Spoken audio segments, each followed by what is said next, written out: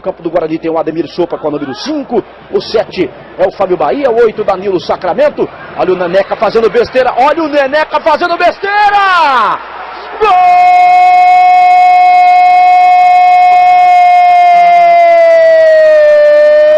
Gol do Guarani! Num erro impressionante do goleiro Neneca. Acho que o Neneca estava ouvindo a escalação do Sport TV. Aí chegou o Schwenk na dividida com o Neneca. Comemora muito o centroavante do Guarani, porque ainda há pouco ele perdeu um pênalti. Você vê de novo. Bola do Neneca para o zagueiro. Aí recebeu ali o Everton Luiz, devolveu para o Neneca. O Neneca tentou dar o chute, travou com ele o Schwenk por todos os ângulos para você curtir o gol do Guarani. Gol de centroavante, gol de camisa 9, gol de Schwenk. Sobra do América. Alessandro segura, faz o giro. O Alessandro ganha o pênalti do Bruno Recife em cima dele. O pessoal do Guarani vai para cima do árbitro. O torcedor do América vibra, comemora. O Bruno Recife diz que não, já tomou cartão amarelo.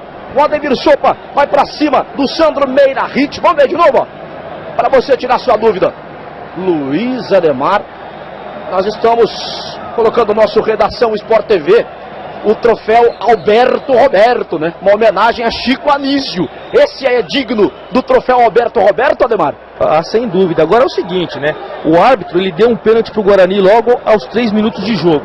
E aí, você sabe quando o árbitro dá pênalti para um lado, ele é louquinho para inventar do outro, porque daí ele quer deixar tudo equilibrado. E a função do árbitro não é essa. Ele inventou um pênalti na maior cara de pau, não houve absolutamente nada. O Fábio Júnior, que não tem nada a ver com isso, vai para a cobrança.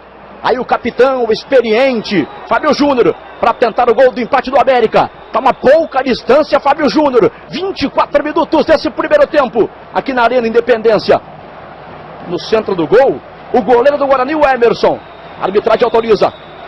Aí o Fábio Júnior vai bater com o pé direito. Fábio Júnior!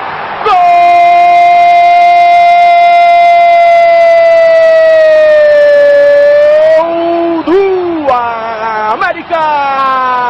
O torcedor americano vibra. Fábio Júnior também comemora com os companheiros de pé direito. Fábio Júnior, experiente, com